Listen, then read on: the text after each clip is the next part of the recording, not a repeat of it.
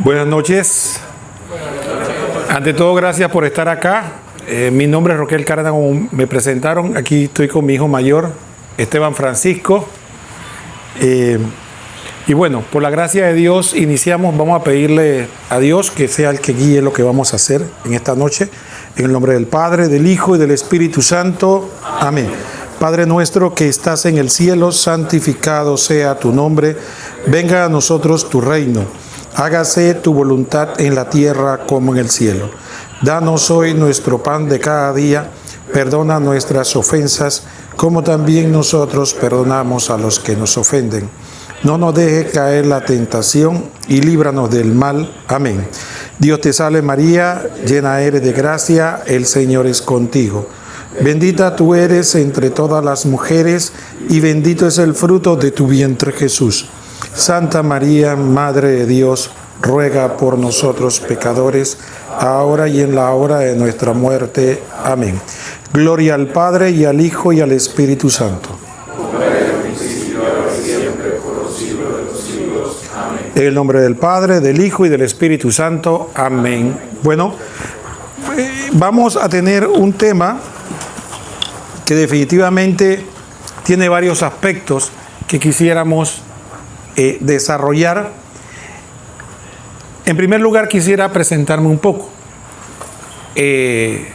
Yo tengo 24 años de casado, 4 hijos, 57 años. Nunca he sido, ni fui seminarista, ni aspiré a ser cura. Tampoco diácono. Me han dicho varias veces que quiero ser diácono y le digo que yo soy un laico químicamente puro. Así que esto lo hago para aclarar de que uno de los prejuicios que quiero destronar de salida es que toda persona o varón o laico que tiene interés por Dios y por formarse no es porque tiene algún tipo de vocación religiosa. Eso es un prejuicio, es un mito que hay dentro de la Iglesia Católica, que ve a un católico, un hombre ya formado y que empieza en la iglesia, oye, tú vas a ser diácono, tú vas a ser, aspiras a, o algún día quisiste ser cura. Eso no es más que un prejuicio. El segundo punto importante es que efectivamente vamos a hablar en esta noche de 4 dimensiones a integrar en nuestra vida espiritual. Y el tema del día de hoy tenía como lema un texto bíblico, que es 2 Corintios 5:17, que es la que todos nos identificamos. No importa el tiempo que podamos estar en la iglesia, si empezamos hace poco o hace mucho. Es un poco como la parábola de los viñadores, que unos llegaron al principio de su vida y trabajaron todo el día, otros llegaron al mediodía, unos llegaron en la tarde y otros llegaron casi terminando la jornada, pero al final el Señor le dio el mismo denario a todos. Entonces no importa el tiempo que tengamos nosotros de caminar en la iglesia, este texto tiene vigencia para nosotros. Dice: toda persona que está en Cristo es una creación nueva. Lo antiguo ha pasado, lo nuevo ha llegado. Pero efectivamente hay una realidad que tenemos que partir, y es la siguiente: todo lo nuevo tiene una dificultad. La primera dificultad que tiene lo nuevo es que efectivamente está la costumbre. Si nosotros estamos viviendo en una realidad y tenemos una costumbre, una forma de vivir, sí, Cristo nos pudo haber transformado interiormente, pero la fuerza de la costumbre muchas veces se impone. El otro aspecto con el que tenemos que meditar es que lo nuevo tiene que luchar con el status quo. Y lo nuevo también tiene que luchar con que lo antiguo de alguna manera ya se estableció y de alguna manera nos presenta resultados. Pero lo nuevo está por verse los resultados. Entonces, cuando uno tiene una novedad, una vida nueva, efectivamente tiene que luchar con esos demonios. La primera, la costumbre. Yo tenía una forma de ser y Dios me hizo nuevo en mi interior, pero yo tengo costumbres. Yo recuerdo cuando yo fumaba y yo dejaba de fumar un año y después recaía. ¿Y por qué recaía? Era el hábito, la costumbre. Es más, yo a veces me buscaba la cerilla y el cigarrillo después de un año. los hábitos y las costumbres son poderosas en nuestra vida. Recuerdo que alguien me dijo, si quieres dejar de fumar, deja de tomar también, porque cuando tomas ya no te importa y vuelves y fumas. Entonces hay que romper con algunos hábitos. También hay otra cosa importante dentro de esto, de los hábitos, está en el hecho de que el nuevo estilo de vida a veces trae dificultades. Y uno extraña el antiguo tipo de vida. Entonces, cuando uno tiene un camino y encuentra al Señor, uno dice, tengo que empezar a vivir de otra manera. Pero es que la manera anterior me resultaba familiar, agradable. Entonces, es difícil y una tentación pensar dos cosas. O vuelvo hacia atrás, o ¿qué te parece si combino la vida vieja con la nueva? Y así tengo lo mejor de dos mundos. Y no rompo definitivamente con la antigua vida. Porque el Señor, como dice aquí, nos quiere nuevo. Y quiere que todo lo antiguo, es decir, la vida de pecado, haya pasado. Así que esa es la primera reflexión que queremos partir. Todos tenemos, no importa si usted tiene 1 año, 6 meses, 5 años, 10, 20, 25, 30, 40 años en la iglesia, todos tenemos hábitos malos que tenemos que romper. Y eso es un proceso. Cosas que tenemos arraigadas en nosotros y que tenemos que ir quitándonos. Sí que tenemos que romper con toda esa vida anterior de pecado. Pero para romper con eso, muchas veces tenemos enemigos, ¿no? Hay enemigos que la iglesia enseña que son enemigos del alma. Son 3 fundamentalmente. El primer enemigo del alma es lo que se llama el mundo. Pero el mundo no visto como creación, sino que el mundo visto, me gusta decirlo, como corrupción. Yo tenía un amigo que me decía que él fue, y era un amigo corrupto, no crea que era un santo, era un corrupto. Pero él me decía que cuando él entró en una institución de gobierno, no de este gobierno, de un gobierno anterior, y él empezó a ser jefe de compras, dice que ya el sistema estaba hecho. Cuando la gente iba a pedirle un cheque, ya venía con el soborno en la mano. No había ni que pedírselo. Los proveedores ya sabían que había que sobornar para recibir los cheques. A eso que se le llama el mundo. Un sistema de pecado que ya funciona y tiene una forma. Entonces la gente dice, no, yo a una oficina pública, yo para conseguir lo que quiero, yo sé lo que tengo que hacer. Me para un policía de tránsito, le pongo el billete a 20 debajo de la licencia y ya sé que no viene boleta. Entonces, ese sistema que usa del pecado es lo que llamamos nosotros el mundo. Es algo que pervive en medio de la humanidad y que es fruto de los pecados personales de cada uno de nosotros, que hace un sistema de pecado. Entonces, por ejemplo, usted va a una reunión de hombres y habla de trago y de hembrita y todo el mundo lo va a escuchar. Nadie le va a decir no. Pero hable de fidelidad y de abstinencia, porque vea que todo el mundo le vuelve la espalda. ¿Por qué? Porque ya el mundo tiene un sistema en el cual el hombre adúltero es alabado y el hombre fiel es burlado. Entonces, ese mundo es el que se llama, que es la primera lucha que tenemos, y un enemigo, porque es un enemigo que nos convoca a la vida anterior. Dice 1 Juan 2:15, no amen al mundo, ni lo que hay en el mundo. Si alguien ama al mundo, el amor del Padre no está en él. Entonces sí tenemos que saber de que no podemos nosotros amar ese sistema de pecado que para nosotros es muy familiar. Yo le digo a la gente que en toda familia hay un tío que es el más mujeriego de todo.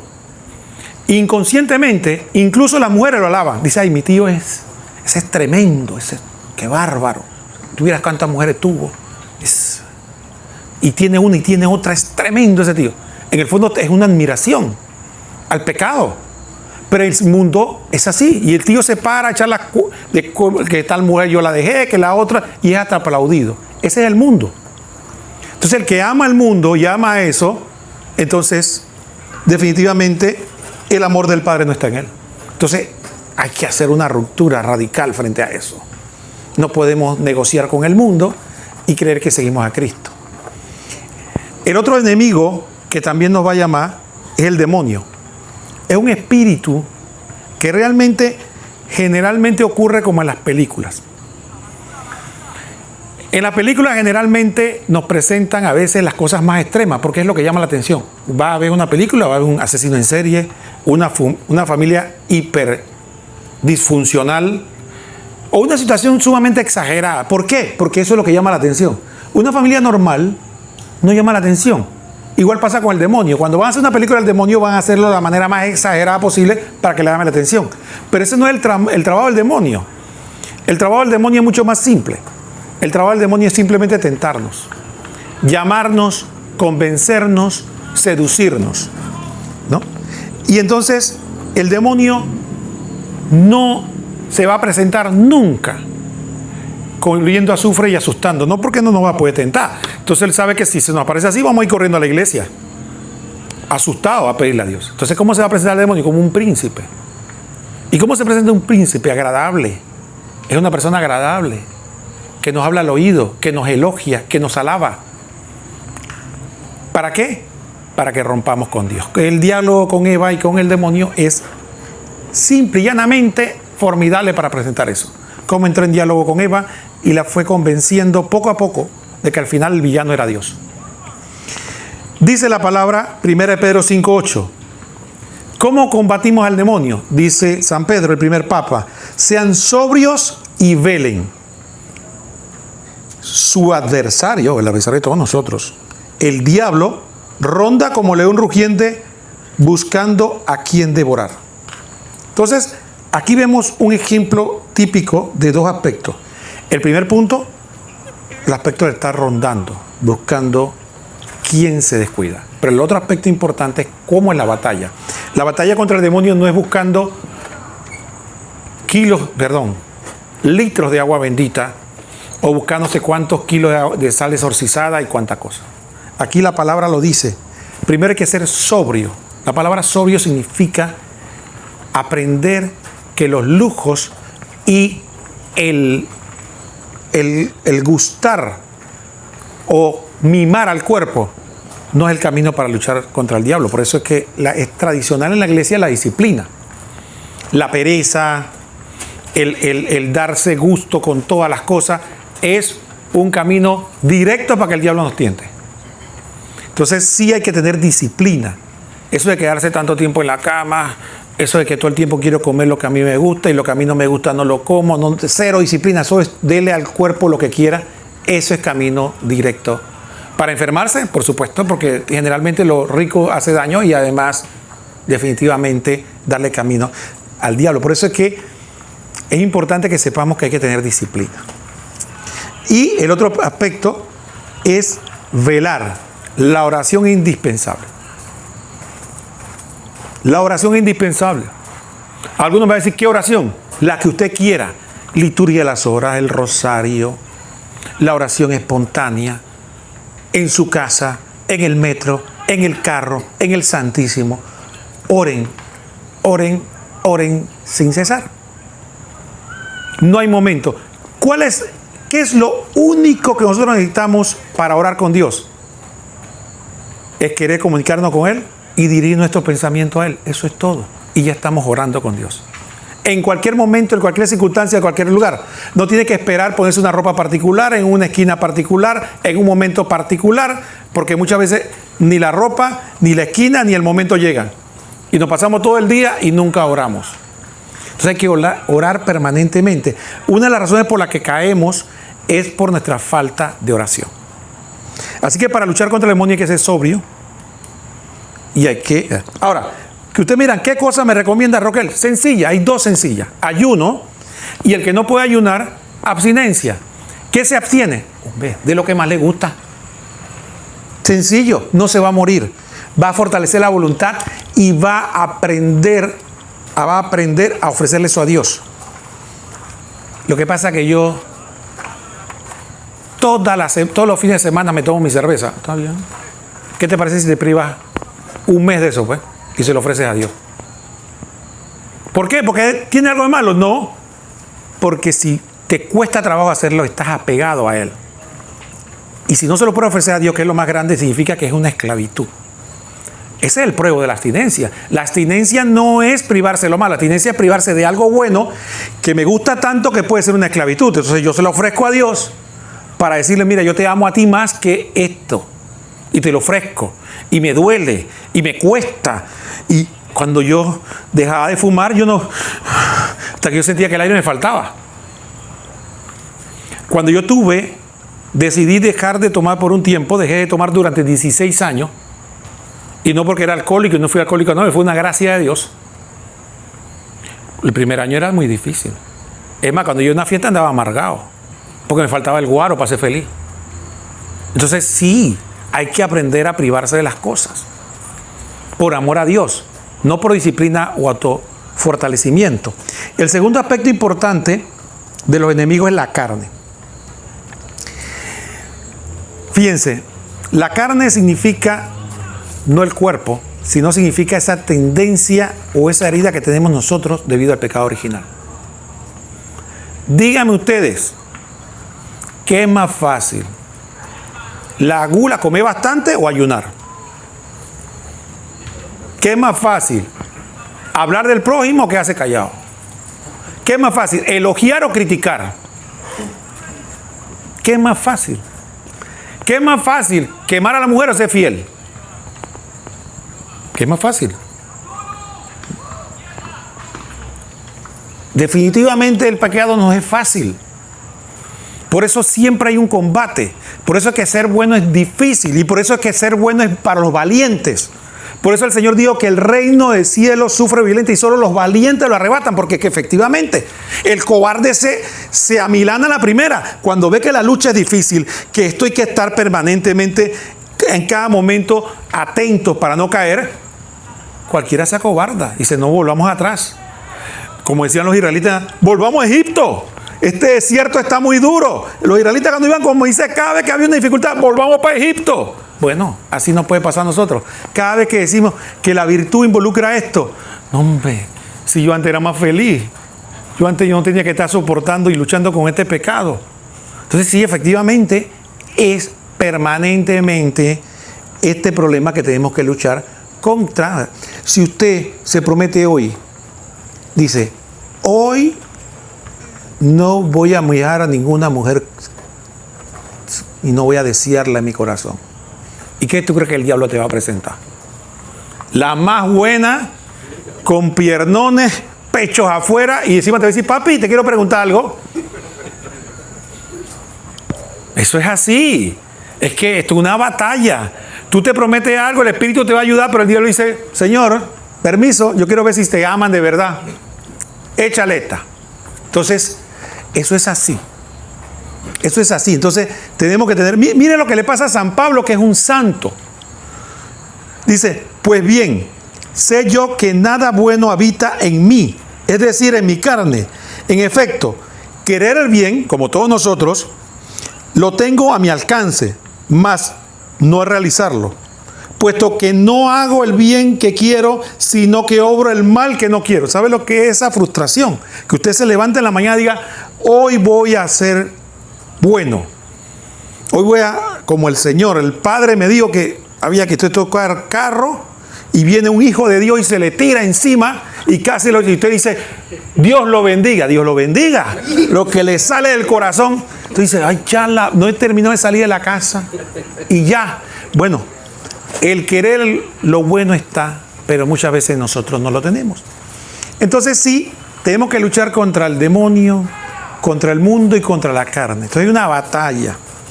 Ahora, ¿qué pasa? Cuando nosotros empezamos en lo nuevo, yo veo que aquí hay pura gente como yo, joven, pura gente de 50 para arriba, algunos menos tú, pero entonces, ¿qué pasa?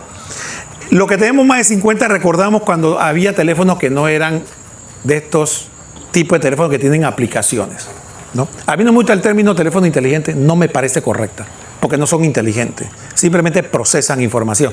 Pero estos teléfonos tienen una particularidad. Fíjense estos teléfonos, qué interesante. Estos teléfonos, hay gente que paga $1,000 por un teléfono. ¿Y para qué lo usa? Para contestar llamadas y mandar WhatsApp. Y uno se pregunta, oye, ¿pero por qué $1,000? Ah, porque yo quiero tener el último teléfono. Entonces uno se da cuenta, de que tú puedes tener un teléfono que tiene un potencial. Dicen algunos expertos que estos teléfonos de ahora tienen más potencial que la computadora que se usó cuando el hombre fue a la luna. O sea, que estos teléfonos tienen más potencial que eso. Y que posiblemente las computadoras que yo usé cuando iba a la escuela, cuando usaban Apple II y esa cuestión. Entonces, ¿qué ocurría? Y me enseñaban Basic. Y esto tiene mucho más potencialidades, mucho más. Pero ¿qué pasa con estos teléfonos cuando no lo usamos bien? No oigamos desde el punto de vista moral. Si usted puede tener un teléfono de $1000 en el bolsillo, pero si no lo sabe usar, es como si tuviera un teléfono un ladrillo. Pero además, tiene que saber que hay que instalarle aplicaciones. Porque usted puede tener el teléfono, pero el teléfono tiene una potencialidad. Usted puede ponerle aplicaciones que le sirven a usted, ¿no? Para su vida profesional, para su diversión, para lo que usted quiera. Para llevar una agenda, para llevar una lista de productos, para hacer cálculos hasta de ingeniería. Ahí tiene la aplicación. Pero si no se la instala, igual pasa. Entonces, algo parecido ocurre con nosotros. Nosotros tenemos un potencial. Dios nos puso un teléfono de $1000. Pero si ese teléfono lo tenemos ahí solo para llamar, entonces no estamos aprovechando el potencial que el Señor nos dio. Entonces dirán, bueno, ¿y qué hay que hacer? Bueno, hay que instalarle la aplicación y hay que empezar a usarlo y saber que se puede usar. ¿En qué? En lo que acabamos de decir. En cumplir la voluntad de Dios. Entonces, de esas aplicaciones es lo que vamos a hablar. Porque el Señor nos hizo nuevo y nos dio un teléfono. Y nos dio la potencialidad de un teléfono de mucho poder. Pero si no le instalamos las aplicaciones y no la usamos y no pretendemos usarla, cero. Entonces hay gente que va a la iglesia. Voy a poner un ejemplo real. Usted va a la iglesia, va y se confiesa. Después va a la misa y comulga. Y sale aquí y dice, soy igual. Yo estoy igual. Yo no sentí. Yo pensaba que me iba a sentir más santo. Me iba a sentir más bueno. Y salí el mismo que entré. No siento nada. Claro, es lo que pasa que tiene el teléfono en el bolsillo y no le ha instalado las aplicaciones y tampoco lo pretende usar. Entonces, ¿cuándo usted se da cuenta que el potencial está ahí? Cuando usted empieza a instalar las aplicaciones y a usarlas para el propósito que tenemos, que es ser bueno. Vamos a ver 4 dimensiones o aplicaciones para hablar, el ejemplo que estamos hablando, que tenemos que integrar para nosotros en nuestra vida espiritual. La primera, intelectual. La segunda, espiritual. La tercera, apostólica. Y la cuarta, comunitaria. Ahora, ¿qué pasa con una persona que en la vida de fe y en la vida corriente, en una vida intelectual, todos sabemos, ¿no? Uno puede pecar por defecto o uno puede pecar por exceso. Una persona excesivamente intelectual, ¿qué se convierte? En un intelectualismo. Yo solo lo que puedo entender, yo solo lo que puedo saber es lo que me importa. El resto, lo que no es racional para mí, no funciona. Entonces, eso hay en la iglesia, gente que estudia tanto, que ¿sabe qué pasa? Pierde la fe. Pero no por el estudio, sino porque hacen de su intelecto un ídolo. El otro aspecto es por defecto. La gente que, mira, yo no estudio nada porque yo no quiero perder la fe. A mí déjame con mi rosarito, mi ida al Santísimo, a orar y ya, porque así yo tengo una relación con Dios pura como un niño. ¿Saben qué cae eso? En la ignorancia y el fideísmo. ¿Qué significa esto? Primero, que una persona que no conoce su fe no la puede vivir bien. Y la segunda es que el fideísmo es aquella situación en la que la persona quiere creer por creer y no entiende nada. ¿Por qué tú haces eso? Yo no sé. ¿Tú crees que Jesucristo está en la Eucaristía? Sí. ¿Y cómo es eso? No sé. Pero a mí el Padre me dijo, pues yo le creo.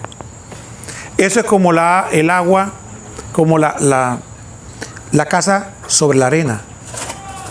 Entonces, dice Juan Pablo II que nuestra vida de fe se compone, o nuestra vida espiritual se compone de 2 principios: la fe y la razón. Las 2 tienen. Entonces es importante el aspecto intelectual. Pero tenemos que tener cuidado de no irnos de un extremo a que creemos que nuestra fe es puro estudio, ni el otro extremo que decimos, mejor voy a vivir en la ignorancia. El otro aspecto es la espiritualidad. Hay gente muy espiritual y peca por exceso. ¿Y sabe lo que vive? En una alienación. Entonces, no quiere vivir la realidad. Tú le hablas de lo que está pasando ahí, de la política, de lo que está pasando aquí. Hace poco, los candidatos. No, yo quiero saber eso. Yo solo el Señor. No me hable nada de esas cosas. Pero si tú vives en este mundo, y Dios te mandó a que viviera en este mundo, y tienes que saber que iluminar el mundo y vivir con la gente, y poder hablarle de la política, y poder hablarle del deporte, y poder hablarle de lo que pasa aquí en la calle, que están robando, o que esto hay que arreglar la luz de la cancha. Hay que hablar de eso. No, yo solo quiero hablar del Señor. Háblame de la Eucaristía, de la Virgen María y del Señor. Entonces, un exceso de espiritualidad puede llevar, o un exceso a una alienación, que nomás el Señor, el Señor, el Señor. Y el otro aspecto, el otro defecto, que falta de espiritualidad, nos lleva a un materialismo. Gente que solo las cosas del mundo importan. Tú estás perdiendo el tiempo en estar rezando y estás en estas cosas. Lo importante es que hay que hacer, hay que producir. Eso de estar rezando no cambia nada ni mueve a nadie. Entonces el curso también lo van a escuchar. Entonces hay que tener un equilibrio. Ahora vamos a hablar del aspecto positivo. Estoy haciendo esto como una interacción del problema que puede haber con la vida apostólica, la vida de servicio. Podemos caer en un exceso, que es el activismo. Ese es aquel que trabaja en todo. Está en el coro, está en la obra de evangelización, es catequista, es sacristán, es el vicario del padre y además arregla el jardín. Pero no tiene tiempo para orar, ni para la familia, ni para nada. Entonces, ese activismo no es el apostolado. Pero el exceso es el que es cómodo. Yo solo vengo a misa, mi oración, y no me comprometo con nada. Entonces, viene la desidia y el egoísmo. Yo, el Señor y yo. Yo y el Señor. El Señor son esas personas que solo oran por su familia. Señor, yo te doy gracias. Bendice a mi familia, a mis hijos, a mi mujer, a mi papá y mamá. Amén. Y no le importa con el resto de la humanidad. Esa es la falta de apostolado. El apostolado no es que nos hace más humanos, nos hace capaces de pensar no solo en nosotros mismos, sino en los demás. Y finalmente, una vida comunitaria. La vida comunitaria es buena. Cuando uno está empezando en los caminos de Dios es bueno, nos ayuda, pero tengamos cuidado, porque nos puede llevar a una burbuja. Si nos relacionamos solamente con hermanos, entonces, qué cómodo, ¿no? Porque todos pensamos igual, todos estamos en la misma línea, y yo quiero nada más estar con los hermanos, y entonces los demás, ¿qué pasa con los demás? No podemos relacionarnos con los demás, con el que piensa diferente. Entonces, no podemos vivir en una vida comunitaria que es una burbuja. Pero en el otro aspecto, el defecto es, no. Entonces yo me voy para el mundo, y muy poco acá. Entonces pierdo referencia. Entonces, ¿qué pasa? Para tener un desarrollo sano, hay que saber que hay que alimentar. Si yo quiero seguir en los caminos de Dios, y es indispensable, mire, es indispensable la lectura de la Biblia. Es indispensable. Usted puede leer la Biblia como usted quiera. Si quiere, yo una vez me propuse leer la Biblia capítulo por capítulo. Me puse como meta un capítulo al día. Empecé por el Nuevo Testamento, que es el lugar que va, y agarré, independientemente de las lecturas, agarré Mateo, me fui 1 o 2 hasta que terminé. A ver, ¿cuántos capítulos tiene Mateo? 28. Entonces, 28 capítulos. O sea que en un mes usted se lee un evangelio. Si se pone ¿cuánto tiempo puede demorar leer un capítulo? Yo le reto que entre 10 y 15 minutos. ¿Quién no tiene 10, 15 minutos en el día? Pero pongamos el reto. No hagamos como estos padres de familia que dicen que yo amo a mis hijos. Yo hago lo que sea por ellos. Menos ya la catequesis familiar, eso no. Eso no. Eso se lo digo yo a los padres cuando me lo llevan allá. Dice que todos te quieren decir sí, y hacen lo que sea. Sí, yo trabajo, yo doy la vida por los hijos. Bueno, acompaño en la misa todos los domingos. Hasta ahí llegó el amor. Entonces nosotros igual decimos que amamos a Dios, pero tenemos que tener la capacidad de poder reservarle un tiempo. Leamos la Biblia. Hay otras personas que prefieren leer la misa, se compran el libro, eso también está en el internet, en las aplicaciones, y usted si quiere leer la misa. ¿Qué pasa con este tipo de lectura? Que a la gente le gusta, pero yo no aconsejo, no nos permite tener una visión de conjunto. Nunca, nos va a ser muy difícil tener una visión de conjunto. Leyendo una perícopa y leyendo de que el Antiguo, el Salmo y el Nuevo Testamento, nos es difícil. Si leemos una vez el Nuevo Testamento de corrido, nos ayudará a tener una visión de conjunto. Cuando lo leemos, lo vemos, escuchamos en la misa, vamos a tener un poco más de contexto. Pero hay que leer la Biblia. Y la Biblia tiene la potencialidad que cuando la hacemos orando, la misma palabra nos va limpiando, nos va sacando esos conceptos que tenemos dañados en nuestra mente. La Biblia la saca. Otra lectura que también yo recomiendo es el Catecismo de la Iglesia Católica. Para los que se asustan con el Catecismo Mayor, bueno, lean el compendio. También pueden leerlo. Eso también, el compendio tiene preguntas y respuestas. El Catecismo pueden leerlo por secciones. Léanlo. Una persona me preguntó, ¿y si no entiendo? Si yo cuando lo leí la primera vez no lo entendí. No lo entendí. Pero bueno, así uno se va. Uno lee, no entiende, investiga, busca, pregunta y así se aprende. En la iglesia hay que aprender a ser autodidacta. En la iglesia difícilmente usted va a encontrar a alguien que se va a sentar con usted a decir esto. El Espíritu Santo va a estar con usted y usted busca, pregunta, averigua y va encontrando la respuesta. Pero por Dios, hay una cosa que yo he aprendido y no creo que lo digo porque somos puros hombres. Yo lo digo también cuando hay mujeres. Las mujeres tienen un don que Dios le ha dado. Tiene una sensibilidad espiritual exquisita. Una mujer fácilmente, por eso que hay tantas mujeres en la vida espiritual, porque fácilmente tiene esa connaturalidad con las cosas del espíritu. Pero ¿sabe qué le pasa? A muchas, no a todas mujeres. Eso sí, de aquí no me hable. Yo no tengo pereza y no quiero aprender esto. Eso sí, el espíritu y perfecto. A los hombres nos cuesta muchas veces, no es más difícil, no es contracorriente esas cosas, pero el Señor no entra por aquí. Entonces, un hombre que está en los caminos de Dios y no quiere estudiar, es como me decía mi abuela, es caballo muerto en la carretera. Porque a Dios nos entra a nosotros en la mayoría de ocasiones por aquí, entendiendo. Los hombres queremos entender, saber por qué. Entonces sí, es una realidad que hay acá. Pero tenemos que aprender que nosotros sí necesitamos aprender. Miren, pero ¿qué pasa con el intelectualismo? Tenemos que tener cuidado, tenemos que aprender que hay que estudiar, pero ser humilde. Miren lo que dice el Señor en Mateo 11:25. En aquel tiempo, tomando Jesús la palabra, dijo: Yo te bendigo, Padre, Señor del cielo y de la tierra, porque has ocultado estas cosas a los sabios e inteligentes y se las has revelado a los pequeños. Entonces, cuando la gente escucha eso, saca una conclusión totalmente equivocada y dice: no hay que estudiar, porque los sabios inteligentes, esos no entienden las cosas de Dios. Y no se dan cuenta de la ironía que se está usando aquí. Lo que le están diciendo en pocas palabras es que la persona que cree que todo se lo sabe, ¿qué tiene que aprender?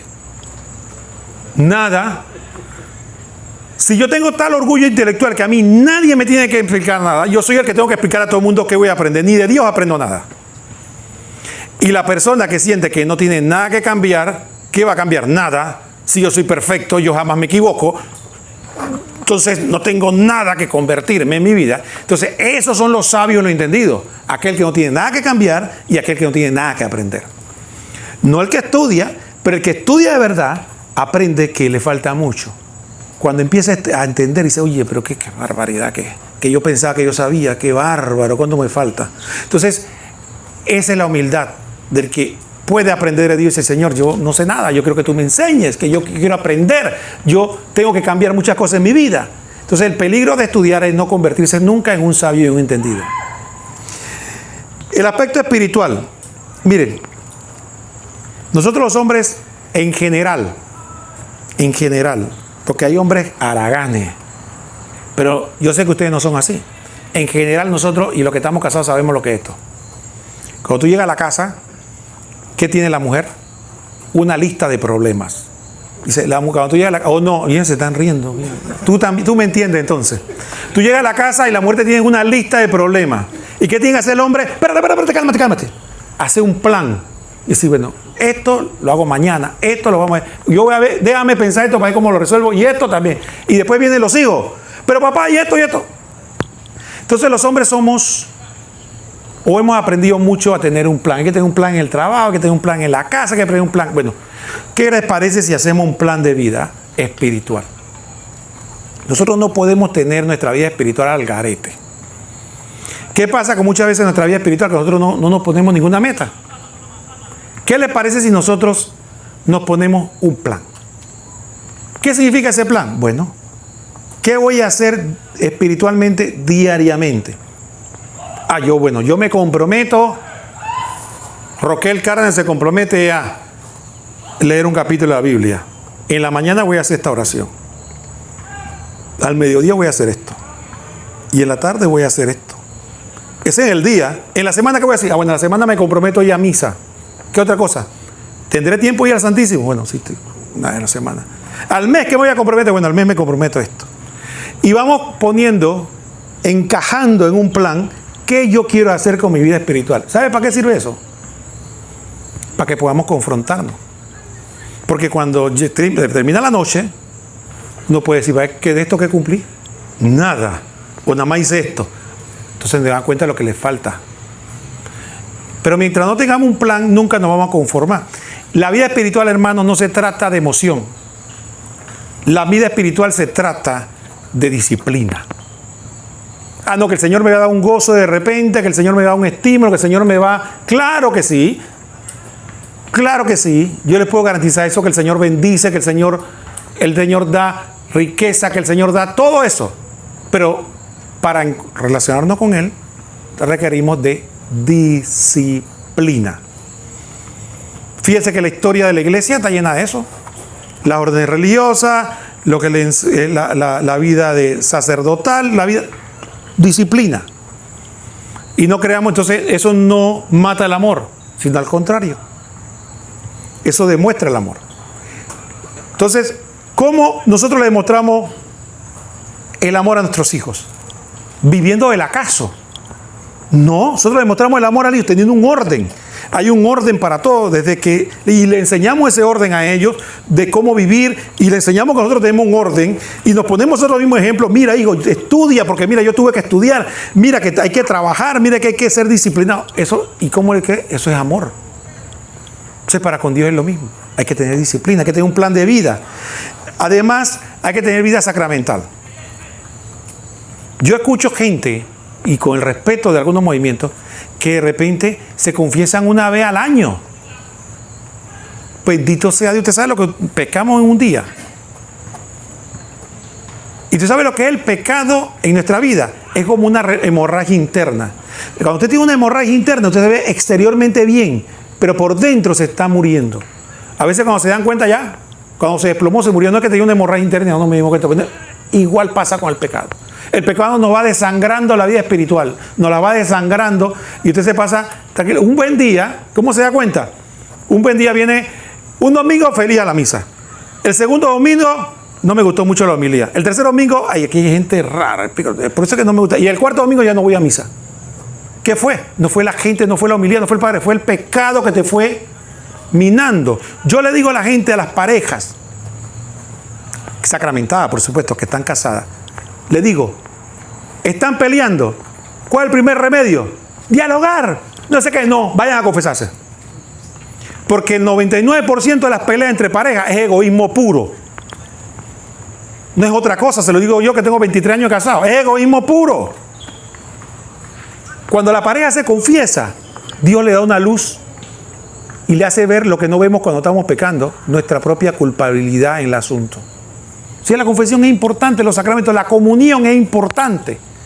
Si usted puede ir a misa más de una vez a la semana, venga. Y no se trata de sentir. Usted va a venir a la misa, va a escuchar, va a comulgar, y posiblemente no va a sentir, no va a llorar, no. Porque el Señor. No. Pero el Señor está ahí. ¿Cómo usted se va a dar cuenta? Bueno, cuando usted piensa, va a tener gusto por la Biblia. Va a tener gusto por las cosas espirituales, le va a ser fácil orar, le va a ser más fácil ser bueno. Eso no va a salir en los periódicos, pero va a empezar a cambiar, va a haber un pillo menos en el mundo. Pero eso es porque el Espíritu Santo está actuando. Entonces, muchos de nosotros creemos que la vida espiritual es emoción. Miren, la vida espiritual es como el matrimonio. A algunos les duró más, otros menos. Pero la luna de miel dura un tiempo. ¿Y qué es lo que sostiene el matrimonio después? Es la voluntad.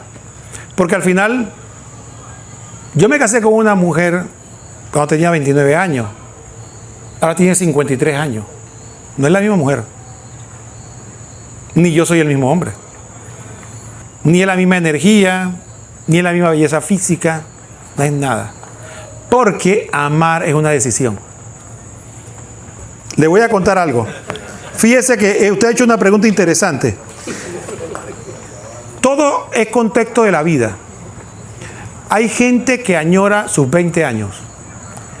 Y aquí está mi hijo presente. Yo le digo, si volver a tener 20 años significa dejar la esposa que yo tengo ahora mismo y los hijos que Dios me dio, jamás quédate con tus 20 años. Eso es lo que los hombres tenemos que pensar.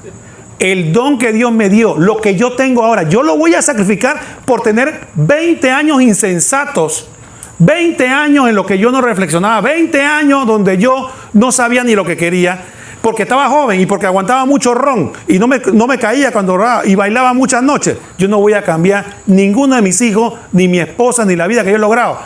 El don que Dios me ha dado ahora, a esta edad, cada hombre que ha llegado a esta edad debe darle gracias a Dios y estar orgulloso de todas las cosas que le ha dado.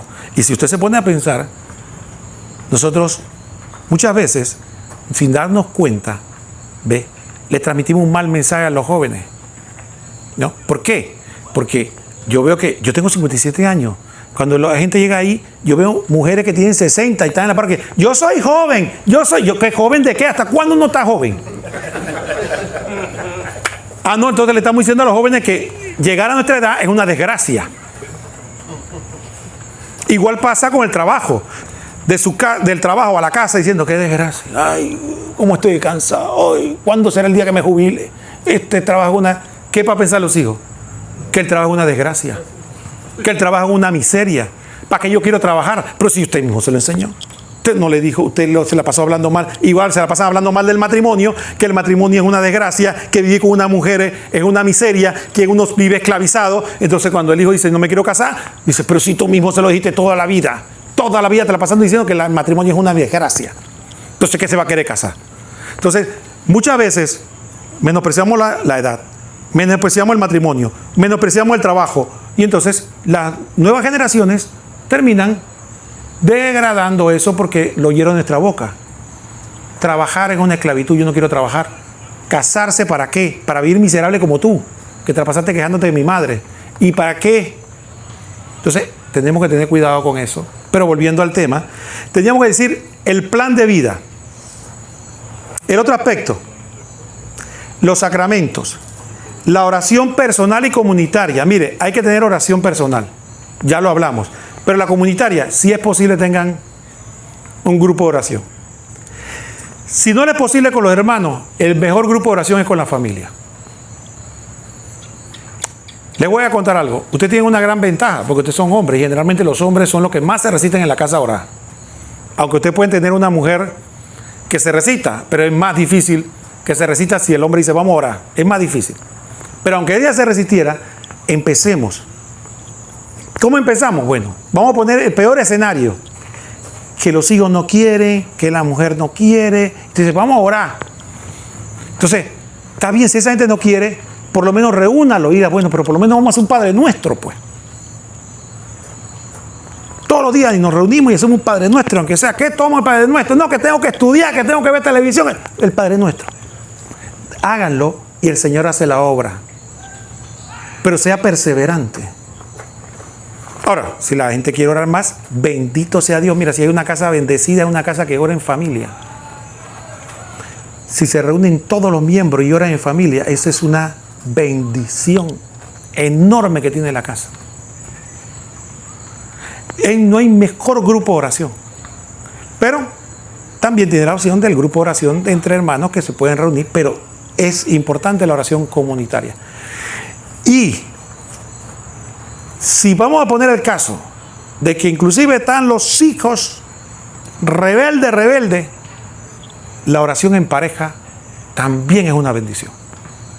Que los esposos se reúnan en el cuarto no solo para tener sexo, sino también para orar. Y oren juntos.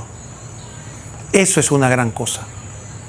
Ese es un poder. Si usted quiere hacerle un bien por sus hijos, que los esposos, los padres de esos hijos, oren al Señor por ellos, y usted va a ver la mano del Señor sobre ellos. Porque es un don que nos dio a nosotros como padres. Es un don que nos dio a nosotros como padres. Y si estamos sacramentados, aún más. Dice la palabra de Dios, Romanos 12:1. Los exhorto pues, hermanos, por la misericordia de Dios, que se ofrezcan sus cuerpos como una víctima santa y agradable a Dios. Tal será su culto espiritual. Y no se acomoden al mundo presente. Antes bien, transfórmense mediante la renovación de su mente, de forma que puedan distinguir cuál es la voluntad de Dios, lo bueno, lo agradable, lo perfecto. Eso es lo que hace la vida espiritual en nosotros. Nos convierte en hostia viva, en aquello que podemos ofrecer. Mira, cuando vamos a la misa y el Padre dice, oren hermanos para que este sacrificio mío y vuestro sea agradable a Dios Padre Todopoderoso. El Señor reciba de tus manos este sacrificio para alabanza y gloria de su nombre, para nuestro bien y de toda su santa iglesia. Ese es el momento en que todos nosotros, laicos con el sacerdote, nos unimos para ofrecer a Cristo y todo lo que nosotros hemos hecho y todo lo que somos y todo lo que hacemos y toda nuestra familia a Dios. Porque cuando nos unimos en vida espiritual y lo hacemos, todo lo que nosotros hacemos se une a Dios. Y ahora vamos a ver, como dice la palabra de Dios, 1 Corintios 10:31. Si nosotros vivimos una vida de esta manera, dice, por tanto, ya coman, ya beban o hagan cualquier otra cosa, háganlo todo para la gloria de Dios. Entonces muchas veces nosotros no sabemos, dice, pero ¿cómo yo voy a servir a Dios? Bueno, todo lo que usted haga, desde cortar el césped en la casa hasta ayudar al vecino, ve, fíjense el escenario este. Algunos ya tendrán hijos grandes, pero por lo menos en el caso que yo tengo todavía hijos, usted viene del trabajo, ¿no? Y viene agobiado porque tuvo un día difícil, cansado, y está esperando llegar a casa con todo, porque está diciendo, me quito esta ropa, me siento. Y cuando llega, lo reciben en la casa. Es que yo tengo que comprar una cartulina y tengo que ir, y hay que ir ahora, sí hay que ir ahora, porque ahora mismo cierra, y si no, no voy a poder llevar el trabajo. Bueno, entonces ahí tiene que acordarse de eso. Dice, cualquier otra cosa háganla para la gloria de Dios, ¿no? Entonces, cuando el Señor nos da esa oportunidad. Hay un santo que yo quiero mucho y que yo soy devoto, San Francisco de Sales. San Francisco de Sales dice algo que debemos aprender todos. Dice que las penitencias que más le agrada a Dios no son las que nosotros nos imponemos, sino las que Él nos impone. Y son como estas, ¿no? Cuando Dios dice que, bueno, ¿qué te parece si yo te poncho el neumático ahora para ver cómo tú te comportas? Y entonces dice uno, bueno, Señor, te doy gracias, porque, Señor, decirle tierra, porque, bueno, permitiste que tengo que aprender a ser más humilde y agarrar esto con alegría y todo. Lo que pasa es esto. Es que lo que pasa es que nosotros queremos poner la penitencia, dice yo, la penitencia mía es caminar aquí a Portobelo. Posiblemente usted no tiene problema con caminar, pero tiene problema con la dulzura, tiene problema con la paciencia, tiene problema con esto. Entonces dice el Señor, bueno, te puyo ahí para ver. Entonces no me diga que me ama, porque el que me ama es el que es capaz de llevar eso adelante. Pero ¿cómo se hace? Volvemos al inicio. Ahí es que usted va a ver la confesión, la oración, la lectura de la Biblia. Va a verlo. ¿Por qué? Porque usted mismo se va a dar cuenta que, oye, pero yo en otra época, quién sabe cómo hubiera reaccionado. Hubiera empezado a darle patada al carro y a gritar. Pero ahora, no es que no me molesté, pero ahora, como que veo que tengo más auto. Bueno, el Señor le concede eso. Pero si tenemos una vida espiritual. Los frutos, el apostolado es como lo que el Señor dice.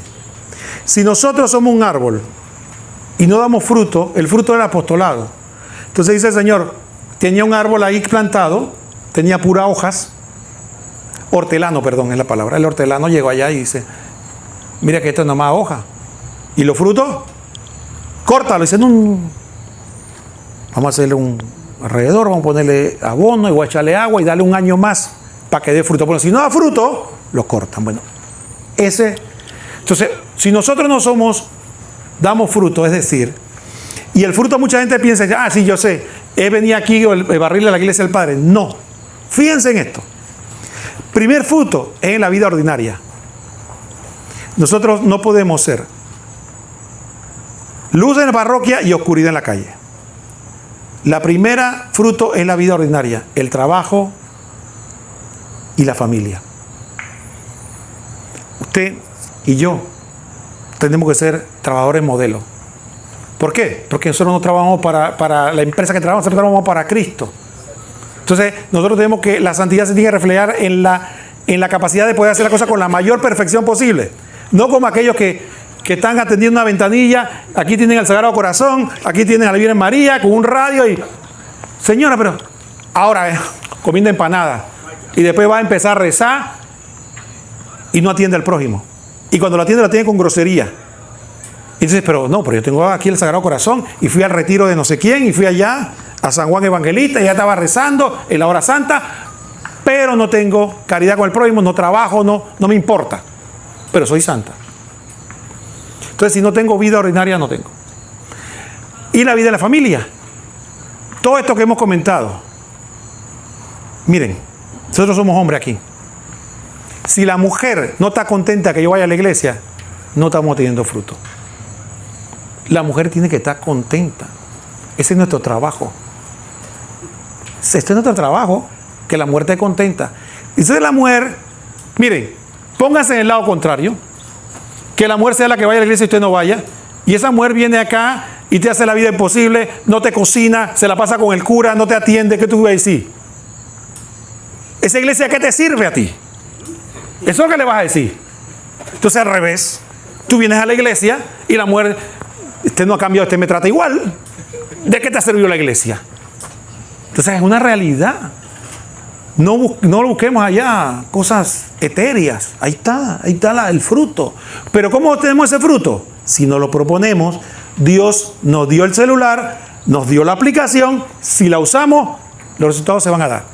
Pero tenemos que hacerlo. Tenemos que proponernos hacer las cosas. Miren, si no tienen un servicio a la iglesia, yo les propongo una lista. La iglesia nos la ha regalado. Que son las obras de misericordia. Pídale al Señor, el Señor les va a llamar a una. Por ejemplo, dar de comer al hambriento, dar de beber al sediento, dar posada al necesitado, vestir al desnudo, visitar al enfermo, socorrer a los presos, enterrar a los muertos. Dios lo va a llamar a algo. Y si no llama a la obra de misericordia corporal, le puede llamar a espirituales. Puede llamarle a enseñar al que no sabe, a dar buen consejo al que necesita, corregir al que está errado, a perdonar las injurias, a consolar al triste, a sufrir con paciencia los defectos de los demás, a rogar a Dios por hijos difuntos. De ahí usted encuentra un apostolado. Son 14. 14 opciones que tiene. Pide al Señor, diga, Señor, ¿dónde tú me quieres? Y ahí va a encontrar. Pero si nosotros no nos nace servir a los demás, aún no hemos conocido a Dios. Porque Dios es amor. Y que los que conocen, ama al prójimo. Porque aquel que dice que ama a Dios y no ama a su prójimo es un mentiroso. Y una prueba del apostolado, una prueba de amor al prójimo es el apostolado. Y el primer apostolado, ¿cuántos están casados aquí? Bueno. ¿Sabe quién es el primer apostolado, no? La mujer. La mujer. Cuando usted se enfrente a Cristo, no sé, yo pensaba que el cura se lo había dicho, pero si no se lo he dicho, se lo voy a decir yo. Tal vez cura porque no está casado, pero yo estoy casado, se lo voy a decir. Cuando se enfrente a Cristo, Cristo le va a decir, mira, ¿tú sabes lo que decía la Biblia frente al matrimonio? Que no, que decía, dice, que los varones tenemos que amar a la mujer como Cristo amó a la iglesia y se entregó por ella. Y una exigencia mayor. Dice las mujeres que no son tomadas en cuenta. Dice que Cristo le puso una carga superior al hombre. Le dijo que había que amar. ¿Sabe cómo le digo a la mujer? ¿Qué exigencia le dio a la mujer? Dice que como la iglesia ama a Cristo, ¿no? Pero yo, haciéndolo en broma y en serio, nuestro primer apostolado es nuestra esposa. El orden de prelación es Dios en primer lugar, siempre. Pero después de Dios viene la esposa, los hijos y después los demás. No caigan en la trampa del diablo. La mujer no es un parche pegado. La mujer es nuestra mayor responsabilidad mientras estemos vivos en esta tierra. Y es de lo que primero Dios nos va a pedir cuenta. Y nosotros vamos a dar testimonio a este mundo. Si nos amamos, esposos nos amamos, somos un signo del amor de Dios en medio de este mundo. Un matrimonio católico que se ande tirando las pailas cada rato, no es signo del amor de Dios en este mundo. Y lo último que hay que desarrollar es la vida comunitaria. Familia, amigos, hermanos en la fe, parroquia. Tenemos que, en resumen, tenemos que desarrollar esa. Miren, ¿por qué la vida comunitaria? Hebreos 10:24 nos lo dice. Miren lo que Hebreos cómo lo plantea, dice: fijémonos los unos en los otros para estímulo de la caridad. La comunidad nos estimula a vivir la fe. Fijémonos los unos en los otros para estímulo de la caridad y las buenas obras, sin abandonar sus propias asambleas, como algunos acostumbran a hacerlo. Antes bien, animándose tanto más cuanto ven que se acerca ya el día. Entonces, quisiera cerrar la reflexión con estas palabras. Yo empecé a caminar en los caminos de Dios en julio de 1996. Fue cuando el Señor me llamó. Ya han pasado algunos abriles. Y durante ese tiempo, nunca me he arrepentido un solo día de haber tomado la decisión de seguir a Cristo. En esa época estaba soltero. Yo me casé en el 99. Y a partir de ahí tuve mis hijos y como tuve una experiencia con Cristo, se la transmití a ellos y se lo digo enfrente de él, porque él está aquí. Y yo estoy seguro que ellos nunca se van a arrepentir de la heredad que yo les dije. Porque la heredad que yo les voy a dar no es la casa que le pueda dar o el carro. La heredad que yo les quiero dar es Jesucristo. Porque yo a mi vez le transmití lo que yo recibí. Hay dos cosas importantes que yo puedo transmitirle aquí. En todo este tiempo que yo he seguido a Cristo, no es como la gente lo pone. Mire, en esta vida, todos, absolutamente todos, tenemos que sufrir. A todos se nos va a morir alguien. A todos nos van a despreciar. A todos nos van a humillar. Todos vamos a sufrir situaciones. No crean que porque siguen a Cristo, esto va a ser un momento de gloria permanente. Pero sin embargo, nunca van a estar solos. Nunca. Y cuando digo solos, no solo me refiero a la esposa, a los hijos. Nunca, aunque no los tengan, nunca van a estar solos. Siempre van a tener a alguien que los acompañe. Se lo digo yo y se lo testimonio yo. Atrévanse a seguir a Cristo. Atrévanse a perseverar y verán la gloria de Dios en esta tierra. De verdad. Verán a un Dios que le va a sorprender, que lo va a complacer como un niño mimado cuando le pidan.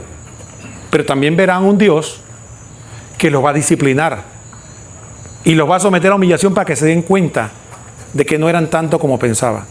Pero al final de todo esto, cuando uno hace un resumen, las alegrías es mucho más. El gozo es mucho más. La paz no tiene nombre.